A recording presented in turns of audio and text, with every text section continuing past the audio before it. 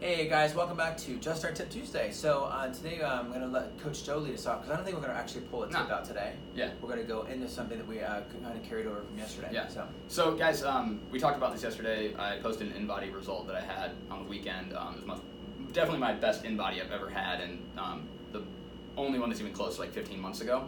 But I wanted to dispel some myths that people probably have in their head about how to get really good results. So some background: 7% body fat, 93 pounds of skeletal muscle mass.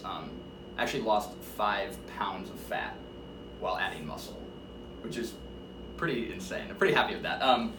But it can be done. It can be done, and the thing is, it can be done without making yourself go crazy. And I think that's what people fear when they are like, "Oh, like I'm gonna have to skip my social events. I have a wedding, I can't do this," or I have, well, it's so and so's birthday, so I have to have cake, and if I have cake, I won't be able to get those results. I'm gonna be done. And the reason why we've just had a couple new people sign up in our nutrition, and the first thing both of them said, not even from our gym, was, "I know I've got to cut alcohol completely out. Mm-hmm. I can no longer have any more desserts." And I'm like, "No, you can't." No, you can. They're like shocked. Like, "Wait, what do you mean?" So you can do this. Yeah, like things I did not do: cut carbohydrates. Yeah. Eliminate any food completely from my diet. Yep. Like in terms of like, I cut all my dairy out or all my grains. Like, nope, every food group was in there. I didn't skip social events, nor did I go to social events and not partake at least a little bit in what the social event was about: birthday, wedding, whatever, party of some sort. And I didn't eliminate all my alcohol. Here's the things I did do. Actually, for my particular situation, it required an increase in carbohydrate. So people oftentimes think carbohydrate is going to make you fat. That is not the case. And it also depends on the carbohydrate that you're taking. You could be taking in the raw. So if you're going to be eating a lot of French fries, okay, if you're taking in a lot of fruit, especially fruit that has a ton of water in it, that's a great thing right now. So with it being middle of the summer and it's super hot, sweating your brains out. Absolutely. So carbohydrates, and that some people that we've got on nutrition, they're shocked. We're taking fat down and increasing carbohydrate. They're like, "What about all this? What I thought it was the opposite way." No, not necessarily when you're doing this kind of workout, and especially when you think about your overall fitness level and how active you are throughout the day. Like if you work a manual labor job, or maybe you work construction, and then you're also working out, like you need carbohydrate. Depends on the person. If you're more sedentary over the course of the day, we're not necessarily going to encourage. Yeah, every person is individual. So I also didn't eliminate all my alcohol. What I did do was I eliminated drinking in excess. Yeah. Right. He's drinking right this morning. I was hammered when I came in. It was terrible. No, but you don't need to cut all of it. But what you need to avoid are the nights where you have like 8, 10 drinks. Because here's the other thing too. On top of that, when you have that much to drink, how many times do you also have cookies, pizza, fries, wings? Like you kind of go. You actually might not even notice it. Yeah, you totally forget. Your inhibitions go away. Correct, because you think, "Oh man, I must be hungry." And that's not always the case. Yeah, so not at all.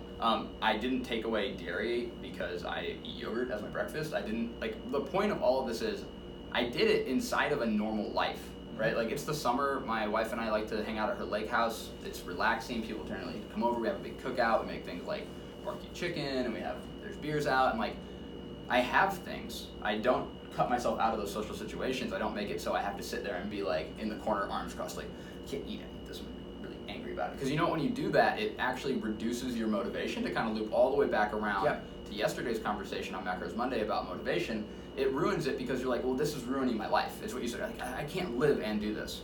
The fact of the matter is you need to find the right balance for you. Correct. And this is the kind of last point I'll make on this. Is the biggest thing I changed between that and other times that I've tried to really get my nutrition in order and train hard, is that it's decided, like, what's going to make me happy is to eat the right things for me and my goals. And not to break those because I feel some sort of literally perceived social pressure.